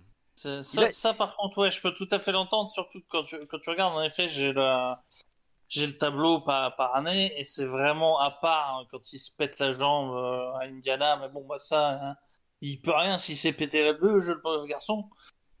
C'est vraiment, tu passes 77 matchs au KC à 48, 54, 31, 56. et tu remarqueras qu'il a À part l'an 74 l'an dernier où il dernier. fait 74. Ouais. C'est vrai. Moi, je pense Et que. Moi, je pense qu'il y a. J'ai rien contre le Derby Jury Prone, je l'utilise aussi. Maintenant, je pense qu'il faut tempérer sur ce qui est. On peut pas prédire les blessures en fait. Je veux dire, ça reste beaucoup de chance en fait, tout ça. Alors, il y a des gens qui sont plus susceptibles de se blesser. Plus tu vieillis, plus tu es également susceptible de te blesser, c'est logique. Voilà, j'aurais toujours peur quand Anthony Davis pose une cheville par terre plutôt que, je sais pas, putain, je sais pas, ils ont tous des problèmes à la cheville. De toute façon, que Tatum par exemple. LeBron. Ouais, ouf, ouais, bah, Et tu vois LeBron qui se tient le genou versus Anthony Davis. Il y ouais, en a un, tu te dis, bon, bah, un Dafalgan, l'autre, t'es la merde. C'est 6 mois solide. d'absence. Voilà, c'est pas pareil. Mais bon, ça reste hyper imprévisible et tout. Maintenant, je pense que dans ce système à Philly, si Embiid arrive à rester à peu près en bonne santé aussi, tu vois, il y a moyen que Maxi tire beaucoup la corde lui en étant jeune, bonne santé, et que bah, Paul George au final il se préserve, il doit pas trop en faire, et du coup physiquement il arrive à être un peu frais, et en fait jouer bah, 70 matchs à peu près pas dans l'année. Voilà, je pense que c'est très bien aujourd'hui pour un joueur autour de 70 matchs. Et bah ah, mais, et voilà quoi, arriver en playoff en numéro 3 en fait, bah franchement par exemple ce serait cool pour lui quoi, surtout que pour un joueur qui est un peu irrégulier, enfin qui peut être très irrégulier d'un match à l'autre, bah, c'est très bien en fait d'avoir d'être une troisième option. Et je pense que pour Philly de toute façon, si pour revenir un peu sur cette histoire de ce qu'il y avait mieux, ce qu'il y avait pas mieux, et de toute façon ça fait quelques années, on sait qu'ils sont en all-in total tant que Joel Embiid est avec eux. Et si tu veux être en all-in total et tu veux te donner la meilleure chance de construire un contender, quelqu'un qui peut aller jusqu'au titre, il n'y a pas de secret. Hein. Maxi et Embiid c'est bien, mais il te faut un troisième mec qui rentre dans l'art, qui sait jouer. Et avec Capable tout, de step up surtout. ouais, voilà, et avec tout le respect que Parce que j'ai pour. Tobias Harris, c'est gentil, mais c'est le problème de son passage à C'est Philadelphie. ça, et puis j'adore KCP, mais voilà, ça c'est un mec qui marche bien parce que c'est un mec qui fait le liant, c'est un role player quoi, mais il t'apporte pas de win en fait ce mec là, tu vois, c'est moins zéro plus zéro quoi, il y a rien, il y a pas cette plus-value qu'amène un joueur comme Paul George. Alors maintenant, ça veut pas dire que j'y crois plus que ça, tu vois. Je pense que Philly, entre voilà, étant embourbé entre guillemets dans ce all-in, et en fait, de toute façon, c'est soit ça, soit ils détruisent tout et ils repartent à zéro. Et comme ils n'ont pas envie de repartir à zéro, bah ils continuent de s'embourber dans son truc. Et je trouve qu'il s'en sort quand même super bien, Maury dans ses trades, parce que tous les ans on dit que son truc il est intenable, que c'est de la merde, que patati patata. Et bah mine de rien, tous les ans on se retrouve au podcast, on se dit bon, il a fait un taf plutôt sympa cet été. Bon alors l'effectif est pas parfait, mais franchement ça va, ça joue. Donc disons que voilà je quoi. crains qu'il fasse à Philadelphie comme il a fait à Houston quand ça devient trop compliqué. Bon, bah, salut. Ça après, C'est, mais, ça mais, après ça, voilà. après, c'est le problème de Philly, c'est pas le mien. Mais après, moi, j'ai envie, hein, d'y croire un peu le George, mais c'est, de, c'est peut-être à cause de Chicago, mais empiler les joueurs à gros risque de blessure, ça me paraît pas une bonne idée. Bah, Même si, si ça clique, ça peut être très très fort. Ça, y a pas de souci. après je te dis, moi C'est, je dis pas que je suis j'ai juste convaincu non peur plus. qu'ils arrivent jamais, que ça fasse comme avec Kawhi, et qu'ils soient jamais en forme en même temps, et que, Je dirais juste qu'il y a quand même une déclat de Embiid qui est passée à peut-être une semaine ou deux que je trouvais Ouais, intéressante. C'est qu'il parler disait, justement. ouais, il disait, moi MVP, All NBA, blabla, je n'ai rien à foutre. Objectif cette année, être en bonne santé en playoff. Et dans cette même conf, il y a aussi le fait qu'il ait évoqué le sujet du poids et qu'il entamait une Ouais, perte de poids justement qui peut être très utile. pour soulager un peu les Il est genoux et tout. il tourne à 120-130 en saison régulière. Et donc là, descendre vers des 115-110. Concrètement, il est meilleur techniquement que la plupart des gars à son poste. et c'est pas ces 10 kilos de moins qu'il aura qui vont vraiment le limiter. Il fait un petit peu comme Duncan à une époque qui a fait une transition physique pareille. Je lui souhaite Donc il perdra jamais une un petit réussite, hein. peu sur le côté défensif de la chose, il sera moins capable de tanker certains gros pivots, mais par rapport à ce que ça peut lui apporter, oui, c'est une Ouais, très bonne après, recrue. Il n'y en a plus beaucoup de toute façon. s'il est moins fort défensivement mais qu'il joue 80 matchs, j'ai envie de te Oui, dire, mais tu non, mais gagnes voilà, le change, hein. c'était pas une critique. Et puis, de toute façon, il est très très fort défensivement, on peut pas lui retirer ça. Donc, s'il passe de défenseur très élite à défenseur un peu élite, ça va, Mais, Philadelphie mais, va mais, de pas y façon, faire de change. mais de toute façon, je pense que la clé pour Philadelphie, c'est de pas être trop loin en saison régulière en fait. Parce qu'ils vont jouer avec Embiid et Paul George s'il faut, on veut arriver healthy en playoff. Voilà, maintenant c'est un peu comme les Clippers d'ailleurs c'était, c'est comment jongler ça et en même temps faire une saison régulière assez forte pour avoir un bon seed. Et là, Et Alors, tu c'est vois, là où par contre, on va voir que c'est peut-être la même des... histoire chaque saison, hein. Ouais, c'est ça. C'est un bon ouais, début de mais saison jusqu'à une bonne moitié de saison, des premières blessures. Embiid qui est obligé de forcer pour revenir plus vite, qui du coup est pas à 100% en playoff, qui se repète en playoff, etc. La boucle. mais autant les autres saisons, je t'aurais dit oui, il faut aussi garder une bonne place. Autant, par contre, je serais incapable de t'expliquer pourquoi par rapport aux autres années, mais là, avec les trois filles, qu'ils soient un ou six, ils s'en foutent, je pense. Enfin, ils s'en foutent. C'est pas le... Si, ils Ils s'en auront foutent, pas hein. peur de Je pense l'équipe qu'on en peut le dire. face. Non, ils s'en foutent dans le sens où ils vont pas se donner pour avoir une meilleure place. Je pense que c'est Oui, c'est non, bah, c'est évidemment, ils l'objectif. Voilà, préféreront être après, premiers, s'ils peuvent mais être premiers, ils iront le chercher, Voilà, mais mais je pense que l'objectif ils- affiché c'est Embiid aussi. Il faut qu'il fasse 3 matchs en moins d'un coup parce qu'on veut qu'il soit en bonne santé. Bah Balek, si ça nous fait passer de premier à quatrième, tu vois, c'est tant pis, on prend 3 matchs. Je oui, pense que ça, on est d'accord. surtout que C'est la mentalité, on est d'accord. surtout que c'est une des rares équipes que je vois capables, en fait, s'ils sont vraiment tous fit et à fond en même temps, et que l'arbitrage vient pas leur casser les couilles, ils peuvent faire tomber n'importe qui, mais ils peuvent tomber contre n'importe qui aussi. C'est un Totalement, peu le problème. ouais, c'est totalement. une équipe très intéressante. Enfin, elle est entre guillemets atypique par rapport aux autres équipes. Mais pas oublier que, enfin, il y aura quand même des calculs à la fin, hein. L'année dernière, je sais pas, vous vous souvenez, hein, les derniers Oui, oui, matchs, bien sûr. ça a joué full calcul. Parce que, mine de rien, il y aura toujours des. Il n'y a pas 5 mecs qui dominent la conférence, donc ça va calculer hein, dans tous les cas. Donc, Après, oui, bien sûr, il y a la forme du moment qui fait que tu regardes un petit peu qui vaut mieux jouer, quel c'est arbre ça. et tout. Pop, je te laisse si tu veux rajouter un petit mot de la fin avant qu'on enchaîne. Bah, écoute, moi je pense que la variance, plutôt la variation entre le Philly de l'an dernier et celui de cette année, c'est bah, du coup l'ajout de Paul George, que moi, je pense que parmi les autres, je suis très, très, très haut sur son cas, que bah voilà, j'ai entendu qu'il a beaucoup régressé, ou en tout cas qu'il a régressé depuis 2 ans. Ça n'est pas ce que je vois, que c'est le meilleur joueur des Clippers depuis leur ère, entre guillemets, Kawhi Paul George. C'est assez incontestablement d'ailleurs. Et je pense que je l'ai dit tous les ans sur le podcast. Et que vraiment, Ouais. c'est un joueur que je value énormément, énormément, qui n'a jamais été aussi fort que maintenant, je pense, hormis cette parenthèse phénoménale à OKC, où il a été au-dessus de tout pendant une année, où il fait top 3 MVP. Mais ouais, moi je pense que cette équipe de Philadelphie, elle est très forte intrinsèquement. Que, évidemment, comme le dit Réa, et personne ne le conteste, il y a un gros aléa blessure. Et les équipes avec un fort aléa blessure, euh, quand il y a déjà des problèmes structurels que l'on ressent, bon bah ça limite vraiment le plafond. Il y a l'aléa playoff aussi. Embiid n'a jamais eu une performance de playoff au-dessus de ses performances de régulière. C'est lié au fait qu'il soit jamais en bonne santé, mais bon, enfin, je veux dire, c'est pas, c'est presque aggravant plutôt qu'atténuant. Donc voilà, c'est dingue parce que individuellement sur les joueurs, je suis souvent très haut, mais l'agrégat des 10 joueurs, bon, j'ai un peu de mal à collectivement voir un réel step-up. Ce sera toujours une place forte de l'Est, mais un réel step-up, ça m'étonnerait. Ok, et ben rendez-vous pour les pronos dans. Ouf, ça commence à faire long.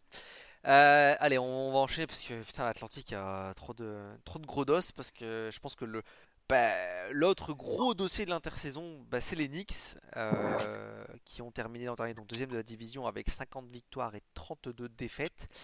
Et bon, cet été, il y a beaucoup de choses qui ont bougé. Je pense que tout le monde est à peu près au courant. Avec d'abord donc le trade de Mikal qui était quand même au tout début de l'été. On a eu la prolongation de Bronson. J'avoue que j'ai plus les chiffres sous les yeux, mais je crois que c'est 140 millions. C'est pas hyper cher en plus, je crois. Ouais, Ouais, il bon, je aurait suis allé pu te chercher attendre de ça. finir la saison pour prolonger Ouais. Et bien plus cher. c'est ça. Je crois qu'on est sur 140 millions, un truc comme ça. Et il y a eu donc la re-signature de Oji Anunoby, donc qui est resté lui pour plus que Brunson d'ailleurs, 165 je crois, 165 millions.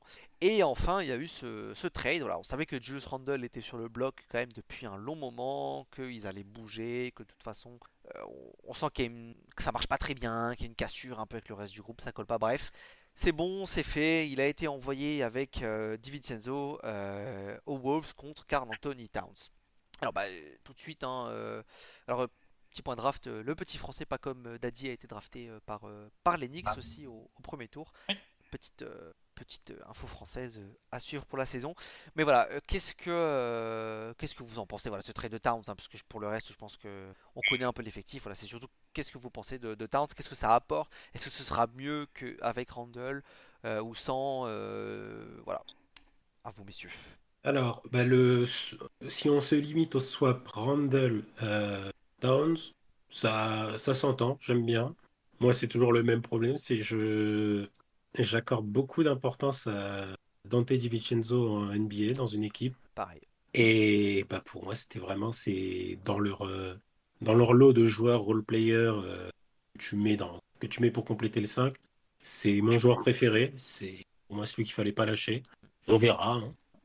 Mais Hum, je pense que son absence va quand même se faire ressentir. Après, sur Towns, à alors, proprement parler, ils vont chercher un pivot. C'est pas. Il est critiqué. Bah, je sais que Réa, justement, va s'occuper de son dossier après. Il est critiqué, critiquable sur pas mal de points. Dans cette équipe, ça fit bien quand même. Ah, c'est five out là, de toute façon, hein. Oui, oui, non, c'est ça. C'est vraiment Ah, c'est gros five out hein, en attaque, hein. Brunson à la baguette et enfin restez derrière et si la balle arrive, vous dégainez. C'est bien pour le skill set de Bronson d'ailleurs, hein, qui est pas un Ouais, c'est gros parfait. shooter, C'est hein. vraiment, bah, t'as ce qu'on voyait à Villanova.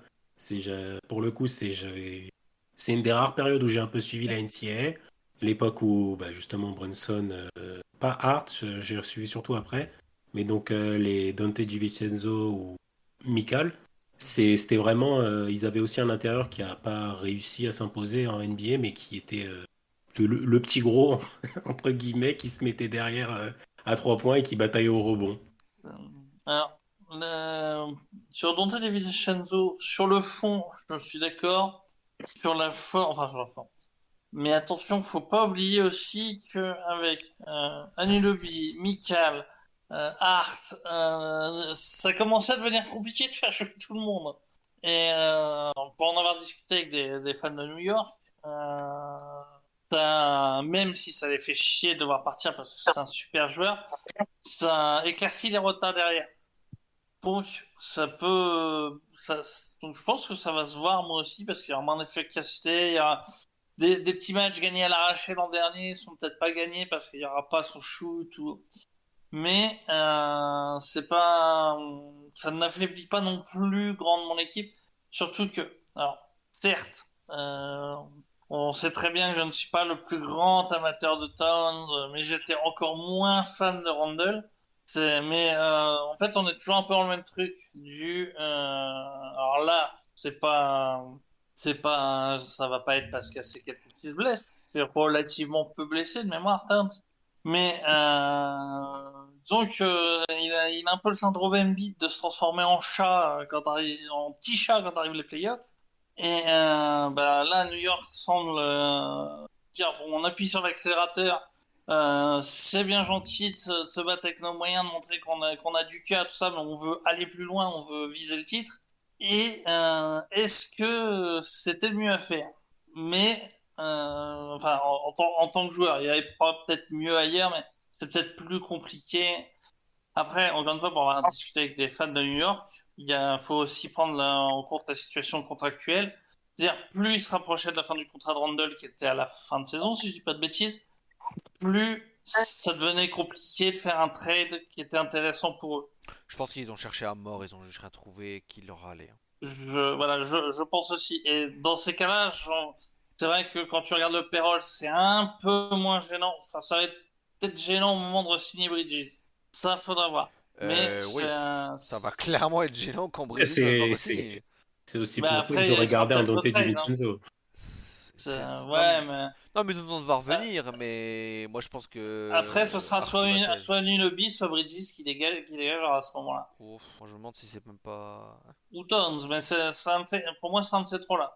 Ah, moi j'aurais dit Hart. Bah ouais, Hart en vrai. Moi je pense que c'est Hart. Je pense que c'est Hart et ils pourraient se la jouer hyper top heavy avec 4 contrats assez gros. Mika elle va pas commander un contrat de 50 Euh, millions par an. Hein, Oui, oui, Enfin, oui. Mais alors, voilà. justement, On moi, va tu voir. vois, Hein. Hart, son contrat à 20 millions, je value beaucoup Hart, donc c'est peut-être moi, Ah, mon ah, ah, côté fan qui parle ah non là. mais je suis d'accord, hein, moi c'est le joueur que j'aimerais bien le garder aussi à choisir pour eux, mais je pense que s'il y a un mec qui Maintenant, saute, ce sera lui. Bon ça c'est dans maintenant, 2 ans, c'est on vrai que verra. dans 3 ans, il aura 32 ans, donc ouais, tu peux dire, ouais, je vais peut-être prolonger Mika, ouais, je sais pas. On verra, hein, ça Et c'est. là, ça posera problème dans 2 ans, mais ils ont 2 ans pour. S'ils chopent le titre dans ces 2 ans, parfait. GG, well played, hein. De toute façon, Et même, ouais. ça va quand même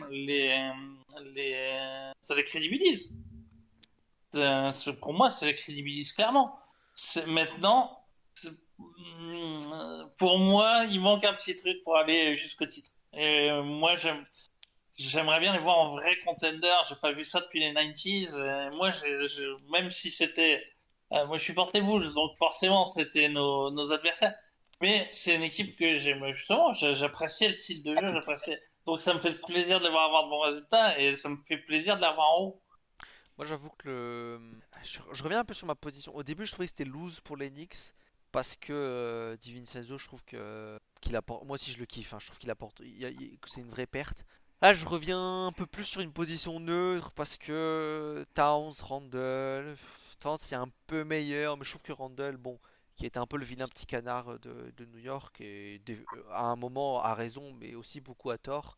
Je trouve qu'il se donne tout autant en défense, en attaque, il est moins efficace, ça, y a pas de Ça doute. ouais, mais il est Mais plus capable de prendre des tirs. ouais, puis même tu vois, l'année dernière, il était pas, enfin ça fait 2 ans qu'il est pas aussi inefficace qu'avant, tu vois. Ouais, je vois, je vois. C'est pas, c'est toujours pas ouf, mais c'est un peu mieux. Est-ce que ça justifie en fait de dumper un salaire, voilà, qui allait expirer pour le salaire de Towns qui est gargantuesque, qui clairement te lock là ton corps pour 4 ans, il n'y a pas de solution. Et moi je dirais même qu'au final de cette saison, plus j'y repense, plus je me dis que l'agent d'Oji Anunoby, j'espère qu'il a touché un bon billet, parce que putain il est fort quand même. Hein. Parce que Ouais. Oji est bon, hein. Y a pas de souci, c'est un bon joueur, mais le ceiling, il y a eu plusieurs années, on s'est dit putain, peut-être que il va arriver à un ceiling, tu sais, un peu kawaii en attaque et tout. Plus on avance, plus ça a l'air quand même assez concret que c'est pas du tout ce qui va se passer. Donc choper un contrat à 165 millions sur 5 ans, là, c'est fort parce que bon, comme j'ai dit, les blessures c'est aléatoire, mais ça joue dans la construction d'un contrat pour une équipe. C'est un joueur qui quand même manque souvent des matchs, qui fait presque jamais de saison complète depuis quelques années, et qui certes est un bon spot-up shooter et qui est un excellent défenseur, mais on a bien senti que l'agent il a été fort, il a joué sur le fait que c'était des profils ultra recherchés en NBA et que des franchises qui sont prêtes à payer, mais je trouve que c'est des profils que tu kiffes avoir, qui sont des gros plus quand ils sont pas hyper chers. Quand ils commencent à coûter 40 millions l'année, ben la plus-value Mais, elle est quand même beaucoup plus faible, tu vois, pour moi. ah bah c'est sûr que 40 millions, le gars qui met 15 points, alors certes, il C'est t'apporte de la exactement. défense, mais Après, Mais bon, c'est le euh, problème global, hein. c'est C'est ça. enfin globalement en NBA, il y a quand même des paliers. Et un joueur qui met 20 points de moyenne et un joueur qui met 25, il y a vraiment un gros gap entre les deux. Et là-dessus, bah, ils ont Brunson, qui est franchise player. Bon, il y en a qui sont pas forcément d'accord avec ça, mais en gros, qui est dans la gamme au-dessus. Mais ensuite, c'est que des border all-stars, on va dire. Il y a Bridges qui a montré sur 30 matchs quand il a été trade au début aux Nets. Mais l'an dernier, c'était Ouais. pas nul, hein, mais c'est un ton en dessous. On a vu que c'est T'as pas un mec Towns qui qui porte a une année. montré à des moments, mais enfin, on a bien compris ces dernières années que c'est vraiment ce genre de joueur typiquement border all-star. Et t'as vraiment que des border all-star et bah, ça manque d'un second alpha, on va dire, pour viser le titre. Vraiment dans ce bah, sens-là. c'est peut-être ce qu'ils ont essayé, enfin, ce qu'ils espèrent en faisant venir Towns aussi, hein. Sachant que. Towns en alpha? Ouais, ce sera jamais un alpha. Pas tout à fait en alpha, mais c'est entre Ouais, Anunoby, Bridges, Hart et compagnie, ouais, et Brunson ouais, Ouais. c'est un lieutenant. Mais en fait, en, moi, en premier gros lieutenant, si tu veux. ouais, mais le problème, Moi, pour moi, c'est peut-être qu'il surévalue Brunson, ouais. dans le sens que c'est profil général, mais est-ce que c'est profil général au point de, s'il n'a pas un deuxième gars avec lui, il peut t'amener au titre? Ouais. Moi, j'ai envie de dire déjà les guards qui t'emmènent très très très loin, les petits guards comme ça qui t'emmènent très très très loin, il n'y en a pas 50 dans l'histoire, c'est quand même très compliqué. Et sur ce point-là, effectivement, si t'as pas Bah, un Isia gros wing, Thomas, et c'est tout, hein. si t'as pas un gros wing ou un gros intérieur, c'est quand même dur. C'est ce qu'ils ont essayé de faire avec Towns, mais voilà. Et moi, juste sur Brunson, sa saison était incroyable, il n'y a pas de souci, hein. J'espère qu'il va continuer comme ça, hein. Il y a une partie au fond de moi qui se dit quand même, attention, il a pris tellement de poids en attaque, ça peut péter ce genre de truc, hein. Que ce soit physiquement ou juste dans le jeu, parce qu'il était sur un nuage quand même assez incroyable. Toute la seconde partie de saison, je crois, mais j'ai eu intouchable le mec. Euh, et un peu comme l'autre Isaiah Thomas de Boston il y a quelques années, t'es valuable tant que tu fais tes 28, 29, 30 points, parce que là t'apportes beaucoup, tu vois. Bon, sans dire que Boston c'est ce Isaiah Thomas, hein, quand même. Mais voilà. Mais s'il rebascule l'année prochaine à 22, 23, 24 points, ce qui est quand même déjà très bien, bah, il y a plus ce petit truc en plus qui te faisait passer le palier un petit peu quand même des contenders déjà, de te dire j'ai un vrai gros franchise player, tu vois. Et je souhaite pas du tout à Brunson entre guillemets régresser ou quoi, mais je me dis attention, tu vois, comme Mikal pendant 30 matchs il a été incroyable, on s'est dit waouh putain incroyable.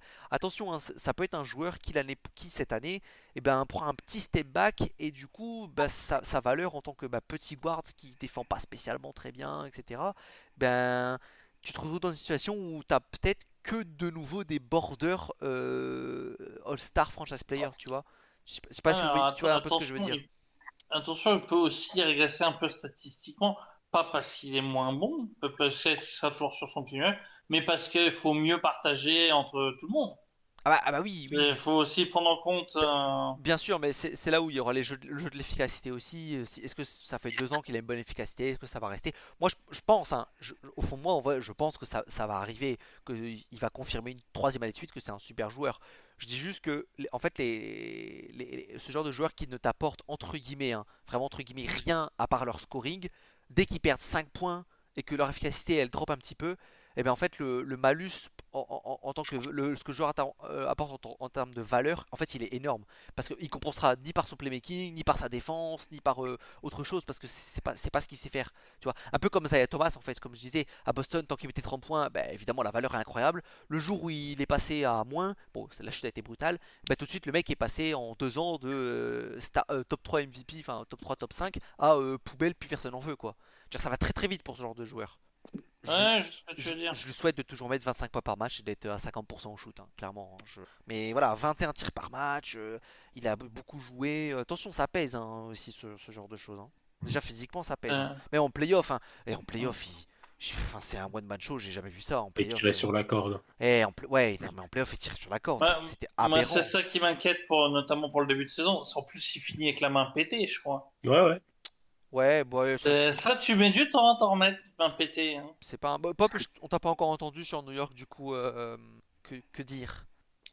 Moi, je suis très enthousiaste à l'idée de voir cette équipe de New York. En tout cas, Towns, c'est un joueur que je value beaucoup. Mhm. D'ailleurs, a priori, il aura, comment dire, enfin, c'est même pas a priori, c'est une certitude que en passant d'une équipe où il y a Rudy Gobert à une équipe composée d'un porteur de balle principal et de que des wings autour, ça sera un réel poste 5 en défense, rôle dans lequel il est bien plus à son aise que même s'il partage pas un nombre de minutes avec Gobert phénoménal cette année non plus, hein, mais aller loin du cercle est difficile, quoi. Qu'il avait été très bon juste avant que Gobert arrive, justement cette année où il était pivot, il avait été bon, hein, défensivement. Voilà, Il avait été bon. exactement. C'est ce que je veux amener, c'est que Ouais. pas du tout un joueur unidimensionnel C'est pas un défenseur élite. Je ne saurais même pas dire si cette année il va être un bon défenseur. En tout cas, c'est pas un poids mort. C'est pas un poids Après, il mort a du progressé, tout. faut lui reconnaître. Non, mais sa faiblesse, elle est sur les switches et sur les extérieurs. Sa vitesse Les latérale, elle est vitesses trop faible. latérales, ça a toujours Ouais, été son c'est ça problème. son problème.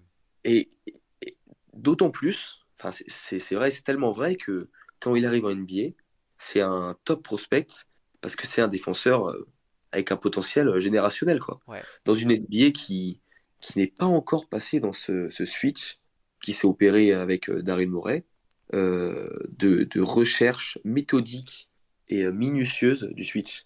Je m'en souviens, Et c'était un prospect de C'est zinzin. vrai, ouais. Ça vient de me faire un flash. Ça m'a tilté en défense. Ou c'était plus un potentiel deep boy qu'un Même potentiel offensif, mais quoi. même sa première année, je crois, il est pas loin des 2 blocs par match. Tu vois, en rookie, on s'est dit, waouh, la dinguerie. Je crois que c'est son plus gros total de blocs hein, depuis dans sa carrière. exactement, Ouais, c'est son un carrière, je viens de potentiel, regarder.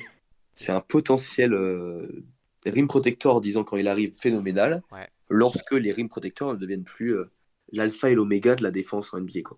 Lorsque ce qu'on recherche, c'est Bam Adebayo, c'est Draymond Green, c'est des joueurs qui sont déjà des rim protectors plus que capables, qui sont des rim protectors élites, mais qui surtout sont des joueurs qui annulent les switches. En attaque, on parle souvent d'un joueur qui serait hyper fort lorsqu'on est obligé de le doubler, et en défense, pourtant, on moque les joueurs qu'on est obligé de cibler en faisant sortir sur les écrans. C'est le cas de Gobert tout le temps. En fait, pourtant, on devrait appliquer le même traitement. Et les joueurs qui ne peuvent pas être doublés en attaque sont hyper forts. Harden est un attaquant phénoménal parce qu'il ne peut pas être doublé. Adebayo, Draymond Green sont des joueurs qui ne peuvent pas être ciblés. Et c'est en ça que c'est des défenseurs élites. Et c'est cette transition qui a été amenée, qui n'existait pas avant, et qui a fait de Gobert un défenseur, enfin de Gobert, pardon, de Towns, un défenseur non plus élite comme il aurait pu l'être, mais tout de même, il peut être above average sans trop de problèmes, je pense. Ouais, je suis Donc, d'accord. moi, je suis très enthousiaste sur cette équipe. Au demeurant, que j'ai bien aimé l'an passé, c'est un peu décevant. Enfin, moi, comment dire, je suis plutôt haut sur Randall aussi, hein, par rapport, enfin, c'est pas difficile par rapport à l'opinion générale, parce que Ouais. on écoute les gens, il est négatif. Euh, il y a 3 ans, il fait une saison qu'on n'a pas vue depuis Larry Bird, tout de même. C'est pas mal en termes de combo entre points, rebond, passe et adresse extérieure. C'est grosso modo, j'ai pas envie de dire de bêtises, mais 24-10-6 à 40% à 3 points Ouais. pendant les 3 quarts de la saison. La fameuse C'est Larry anomalie. Bird. Voilà, c'est Larry Bird. Globalement, ça n'existe pas. Enfin, si, il y a eu Jokic depuis qui a fait ça avec 30 points, mais à part ça, c'est Larry Bird, quoi. Et donc, bah ouais, c'est un joueur qu'on peut pas qualifier de négatif, surtout qu'il n'est plus inefficace, mais tout de même, il existe une réelle interrogation sur comment intégrer un alpha qui était blessé dans une équipe qui a bien joué sans lui. Et c'est sûr que là où Towns est intéressant, c'est qu'il est peut-être un peu plus plug and play.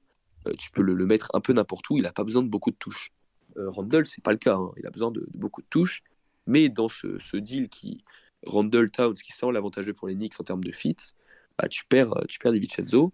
Et là où je rejoins pas Réa, c'est que tu es une équipe qui manque de profondeur malgré ton nombre de wings phénoménal. Parce que certes, tu as 4 ou 5 wings, mais pour 3 postes, en fait.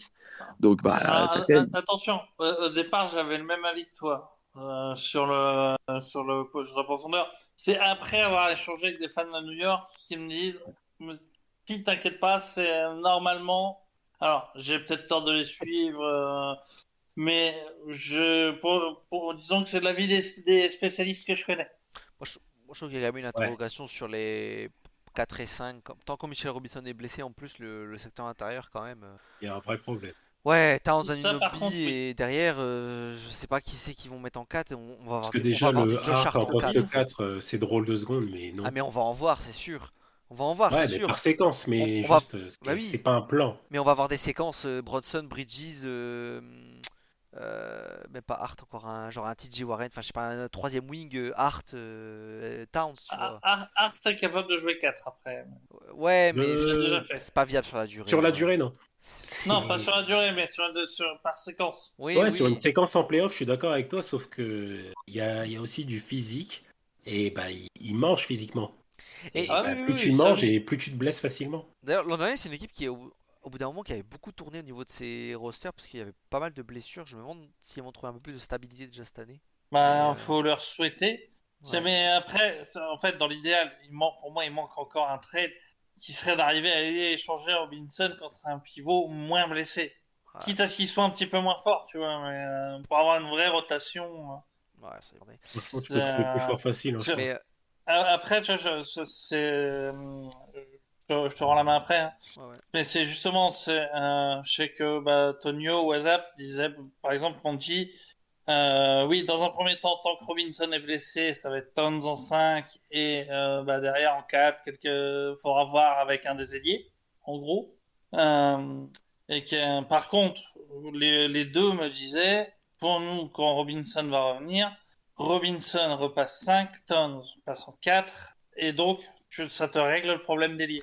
Moi, je me suis posé la question parce que il y a un truc qui m'a tilté, c'est Towns et Thibodeau, ça avait pas bien fini du tout, il me semble, à Minnesota quand même, hein. Ouais, Ça avait mal très mal fini. fini. Ouais, ça avait très mal fini, hein, Ouais, mais il de s'était mémoire. clashé avec tout le monde, Thibodeau aussi. Ouais, non, bah c'est Thibodeau, mais je sais pas où ils en sont en l'un et l'autre, mais je veux dire, ils se sont pas quittés en bons copains, quoi.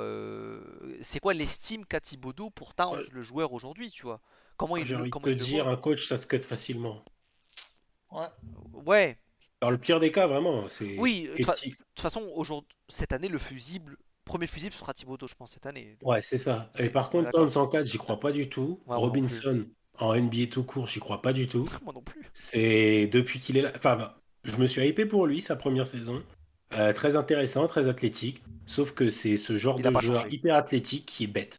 Mais il Qui a est pas vraiment bête, qui dès Ah qu'il oui, voit non, une mais balle, il moi, saute. Whiteside. perso, je le trouve bête aussi. Mais, en tout cas, c'est comme ça que pas mal de gens Ouais, qui je ont demande à interrogé voir. Extreme New York les voient jouer. Ouais, ben bien sûr. Et puis moi, en tant que fan des Sixers, c'est, je crois en Jarrett McCain. Mais au bout d'un moment, c'est d'un œil extérieur.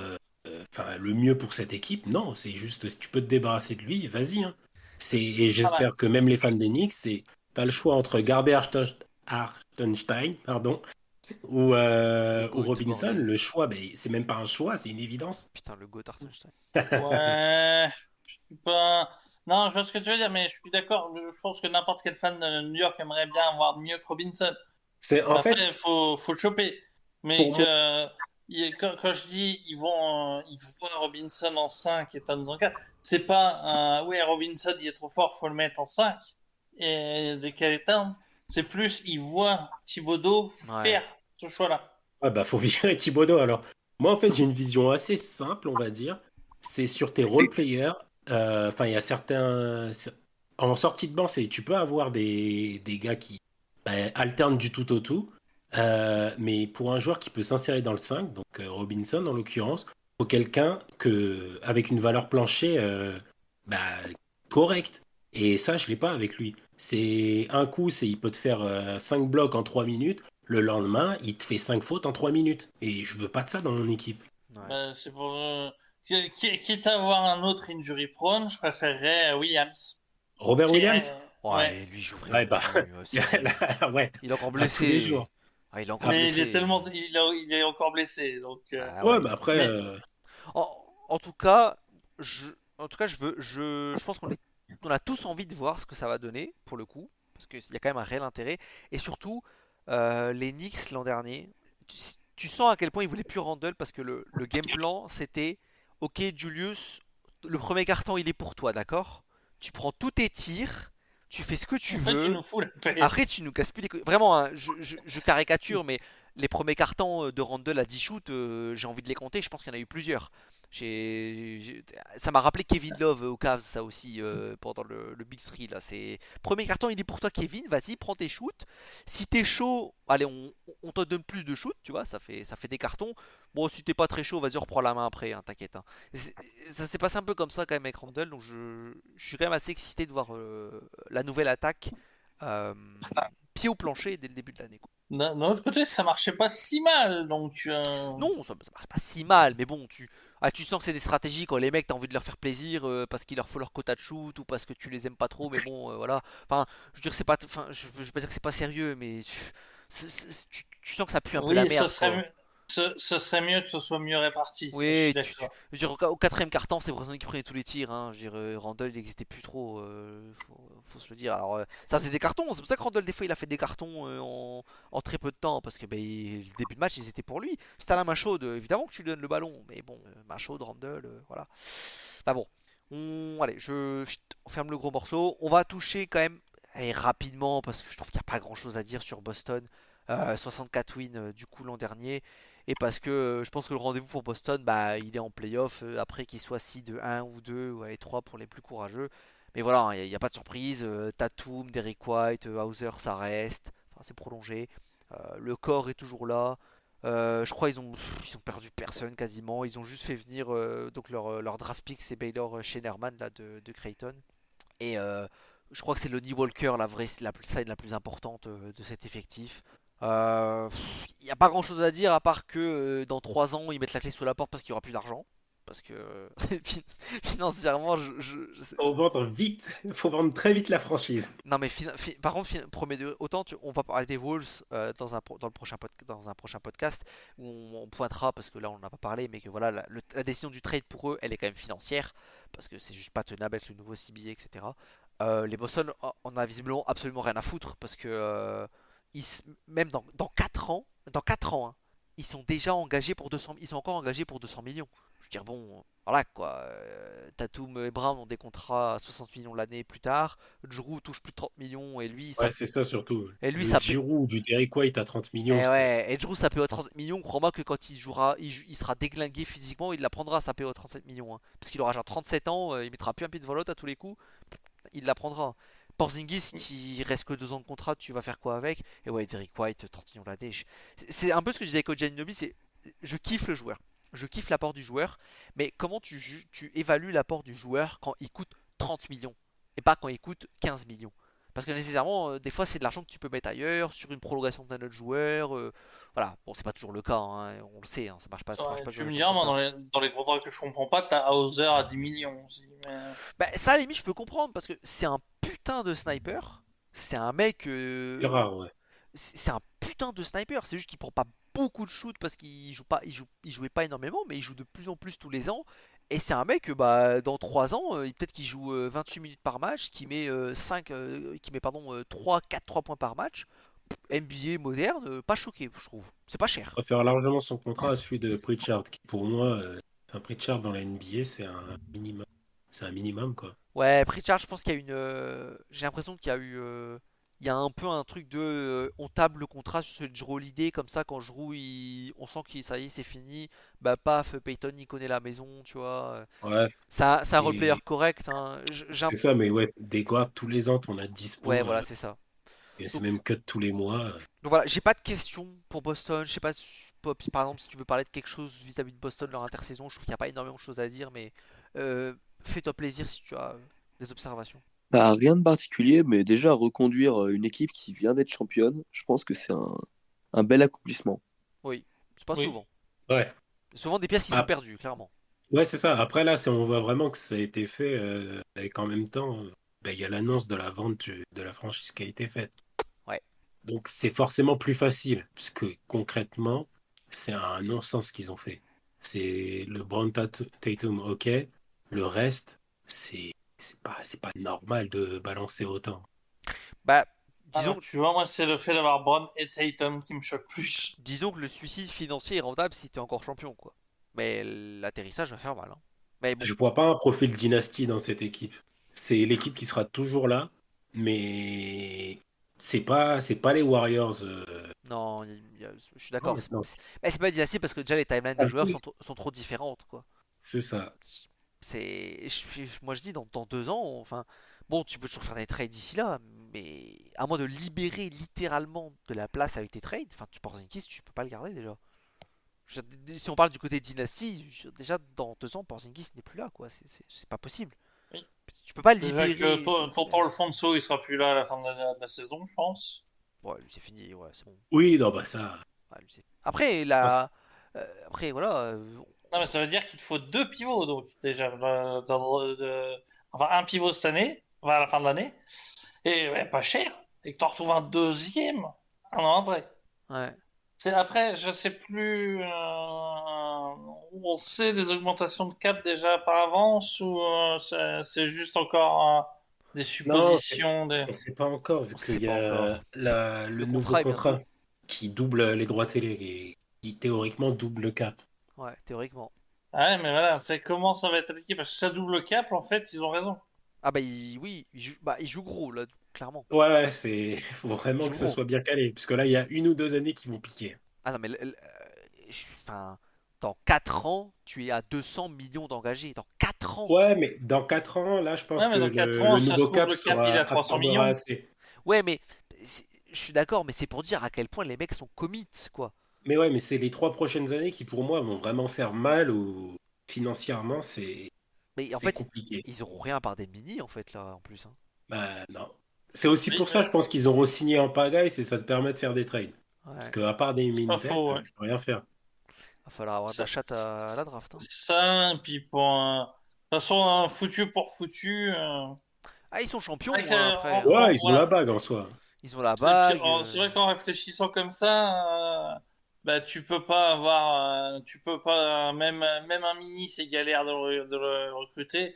Bon, bah, c'est vrai que si dans ces cas-là, si tu réfléchis, aux heures, on te met 4 ans, vas-y, on te donne 12 millions par an, pas de souci, c'est parce que au moins, t'es sûr de l'avoir. En Bah, effet. après, voilà, enfin, ils sont champions. Ils ont galéré, parce qu'ils sont contenders depuis longtemps quand même, Boston. Ils ont galéré à enfin avoir cette bague. Donc ils se sont dit, la bague est là, on prend les mêmes et on recommence. Ça se défend. Ils ont tellement galéré. Ouais. Maintenant, Surtout que par le passé, ils ont raté des occasions par pingrerie, on va dire. maintenant, c'est clair que la fenêtre m'a pas l'air méga, méga grande. Sauf si dans un futur proche, d'un coup Tatum et Brown sont un duo suffisant pour t'amener au titre. Bon, voilà. Mais si c'est pas le cas, la fenêtre est serrée en fait au final. Mais bon, il n'y a pas beaucoup d'équipes qui ont une fenêtre très ouverte, hein. Je veux dire, à moins d'avoir une superstar très très jeune. Putain, et encore Tatum, il a que 26 ans, putain. Ouais, non, ça va encore. En fait, Il a que Ouais. 26 ans. parce que Comment ça se fait? la plus grosse valeur sur le papier, ça Il, a, reste les il Nuggets, arrive mais qui sont tout le déjà temps, justement. bien Ouais, il arrive embêtés très par le jeune, cap. ouais. Et même Brown arrive relativement Oui, jeune. oui, les deux, c'est des mecs de 18 ans. Oui, C'est- oui. Non, Mais pour moi, il mérite toujours pas 65 millions l'année, hein, Brown. Ah. C'est un bon joueur, mais comme c'est Pop, je crois qu'il disait, qui se plaint tout le temps qu'il a pas de main gauche. tout le monde s'est moqué de sa main gauche, hein, après les. Ouais, moi je pense que j'ai jamais dit ça sérieusement quand même. Ouais. Enfin, genre, Ouais, c'est Ça non mais reste impossible. un max dans je, toutes les équipes, hein. je me doute bien que c'est pas. Ben, ouais, mais non. Pour moi, ça devrait pas être un. Mais En c'est fait, toujours la même chose. Moi, je suis non mais, très non, critique sur la plupart des non, salaires. mais Donc, je comprends ce que tu veux dire. Pour moi aussi, c'est pas un max dans le sens où si je devrais lui donner un salaire, c'est un joueur plutôt à 40, 45 millions dans ce range-là, parce que c'est pas un alpha. voilà, Parce que c'est pas un là, on est alpha. d'accord. Voilà, je suis d'accord. Maintenant, bah, y a pas de surprise. Ils avaient juste pas le choix, quoi. C'est toujours la même histoire. Ils avaient juste pas le choix. C'était ça où Brown il disait ah ouais bah hop salut. Et entre eux, Brown, Qui lui aurait donné les 45 millions? ouais, je pense qu'il y a des franchises qui lui Non. auraient donné, hein. Je pense que en fait, à chaque fois on se pose cette question, mais quand tu vois le peu de joueurs, en fait, pour moi, quand on se pose cette question, après il faut regarder quels sont les vrais joueurs disponibles sur le mercato l'été. Et quand tu vois les noms, et souvent ça fait pas rêver, c'est que la ligue a l'air quand même de tous se dire, ouais, si je laisse mon joueur partir, il y a un mec qui va mettre le pognon, tu vois. Et Oui, je sais pas si c'est possible je aussi. sais pas si tu te souviens, il y a pas très longtemps, mais tu te rappelles le Paul George combien il a pris? Voilà. Ah, je sais bien. Et Paul George, aujourd'hui, je pense sur le marché, je pense qu'il a une valeur, bah, c'est sûr, il a une valeur inférieure à celle de Jalen Brown. Parce qu'il est beaucoup plus âgé, et qu'en termes de niveau de jeu tous les deux, la différence n'est pas non plus exceptionnelle. Bon, Paul George est Ouais, mais meilleur, mais les 10 ans d'âge de différence ne justifient pas. Et pourtant, il va prendre 50 Mais, millions l'année. mais Donc, au risque de vous faire vous étouffer, je préfère encore le contrat 50 millions de Paul George que le contrat 65 millions de Brown. Ouais, non, là, tu craques. Surtout que c'est la Ah, dernière voilà. année à 65 millions, hein. Bah oui, c'est la dernière année à Ouais, 50 millions aussi pour Paul George, mais Bah ouais, mais c'est une super extension, donc c'est pas les mêmes pourcentages. Il y a une année de plus de contrat, c'est normal que l'effet boule de neige soit plus élevé. c'est ça. non, mais j'entends bien. T'inquiète, hein, je sais comment marche la CBA et tout ça. C'est juste, ça me rend fou de voir un contrat pareil sur un lieutenant. Ouais. Il Et fallait C'est- tu genre. sais mais que moi, Tobias moi, je Harris a suis, repris 25 millions, hein, cet été. moi, je suis vieille école. C'est le franchise player, il a son max, les lieutenants devraient être un peu en dessous. Ça me fait tiquer, hein, aussi Onyx, C'est le MVP Brunson des qui finales. touche moins que... C'est le MVP des finales. Yep. Voilà, c'est un max. Ouais. Ah bah, si on veut jouer à ça. Oui. Moi, je pense qu'il faut arrêter de Pas... débattre sur qui est le franchise player. Enfin, tu as deux très forts joueurs. Ouais. Tu as un des deux qui est un petit peu plus stable, donne un meilleur rendu sur le côté saison régulière. Mais concrètement, si tu casses un petit peu l'équipe façon OKC à l'époque, celui qui reste des deux, il est prétendant MVP, tout comme Westbrook en son temps. Ah, c'est là où je suis pas d'accord avec moi. C'est que si tu casses le duo, Tatum reste prétendant MVP, Brown ne devient pas. Bah, Pour moi, il est un peu en dessous. Mais c'est pas grave. Après, c'est l'intérêt aussi qu'on soit quatre dans le podcast, hein, c'est de pas toujours avoir le même avis. Et j'ai toujours eu un problème avec ce duo Brown Tatum qui je trouve se marche un peu sur les pieds, même si il y a du mieux, et qui justement a posé longtemps problème parce que oui, c'est sur qui on s'appuie quand il y a un problème, on sait pas. Et que par contre, ils ont réussi à changer ça il y a 2-3 ans et c'est très très bien. bon allez, je vais refermer Boston parce que déjà bien large dans le podcast. Ça va vraiment être le plus long, hein. S'il y a des gens qui ont écouté 1h30, bravo à eux. Mais je pense que ça va vraiment être le plus long. C'est pas de bol de tomber dans la même division, peut-être les deux plus gros moves de l'été. Mais voilà. On va quand même passer au petit prono. Réa, je te laisse la main en premier. Le classement de la division dans tout ça et à peu près Euh, pour la conférence aussi, quoi. alors, dans la division, on va faire du premier au dernier. Boston, New York. Euh... Ah putain, j'ai plus le... Philadelphie. Philadelphie, merci. Peut-être tu voulais dire Raptors, on Toronto, sait pas. Brooklyn. Là, j'avais les Sixers, mais j'avais plus le... le pire, c'est quoi le bide? Donc, Toronto en 4. Et les Nets en 5. Sur la conférence, les Nets, ça va être 13 ou 14. Toronto, je les vois 10 ou 11. C'est pas tout à fait précis dans ma tête encore. Philadelphie, je le vois ça un truc genre 5e. Et Boston, New York, 1-2. Ok. Ok. Pop. Moi, j'ai Boston 1 avec 62 victoires, New York 4 avec 50, Philadelphie 5 avec 48, Toronto, c'est là où j'ai le plus hésité. Ils ont été baladés qu'à deux places, hein, mais plusieurs fois, mais au final 11e et avec 34 victoires. Aux portes du play-in, parce que le 10e en a 36, donc on n'est pas très loin de ça, loin de là. Ouais, tu Et gagnes pas en nombre de victoires, je trouve. Ta 10e place. Ouais. L'an dernier, c'était 36 aussi. ouais, ouais, bah en fait, l'an C'est triste, ça. dernier, l'Est a Pas amassé faux, ouais. 580 victoires contre l'Ouest 150. Cette année, j'en vois 592, donc c'est déjà une amélioration. Mais pas sur cette division. Non. Et les derniers, bah, c'est Brooklyn. C'est Brooklyn, et quand je dis les derniers, c'est vraiment les derniers, puisque c'est les derniers, non pas de la Ligue, on aura une équipe encore inférieure, Ah ouais. mais au moins ouais, quand même. Ouais, je Mm. pense avoir la même. Mais... Bah, pas, pas intrinsèquement, hein, je pense, mais sur le niveau de la conférence, quoi, le niveau de la division. Ouais, je vois une équipe. Ouais. Voilà. Et avec 16 victoires.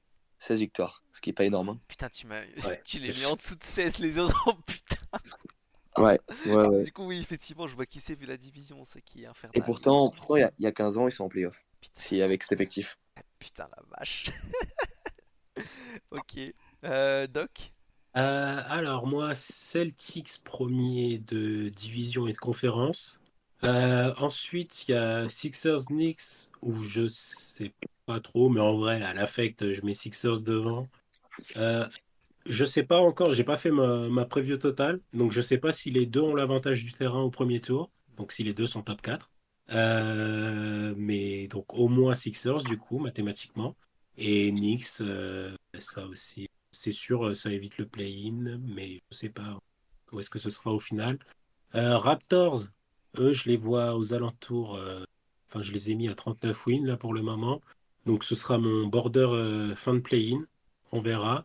Et Nets, moi, je les vois quand même un peu plus haut en victoire, donc plutôt vers les 24-25 dans ces eaux-là.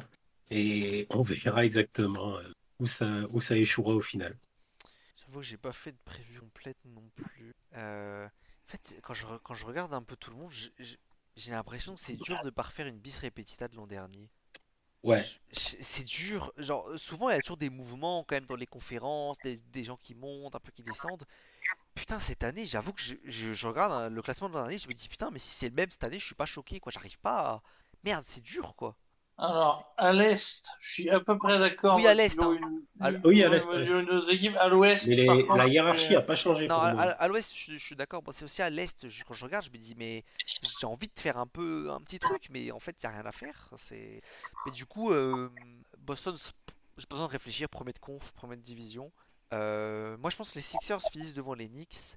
Et je pense que c'est les 4 et 5 de la conf. Je pense que j'ai Sixers en 4 et Knicks en 5. Mais à mon avis, ça va être très top heavy, hein, le top Ouais, 5-6. en fait, il va y avoir Boston au-dessus et derrière, Ouais, tu vas avoir quatre équipes en 4 ou ouais, 5 en 50 victoires en gros. ça va jouer des coudes. Moi, je place les Raptors dans le play-in.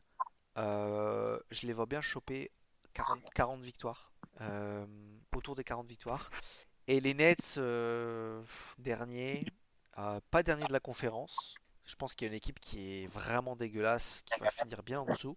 Mais je pense que c'est une équipe autour des 20, 22, 23 victoires, pas plus. Moi, je suis un peu plus dans le range de Doc, en tout cas. Je suis pas aussi sévère non plus. Ça va être bien, bien au fond, hein. C'est avant-dernier je pense que c'est avant-dernier solide de la conférence. Et du coup, voilà pour les pronos. Et voilà je crois qu'on n'a jamais fait aussi long, même dans toutes les previews qu'on a fait. Je crois qu'on n'a jamais fait aussi long. S'il y en a qui ont réussi à s'accrocher jusqu'au bout, bah bravo. Parce que écouter nos conneries pendant 1h30, c'est quand même assez costaud.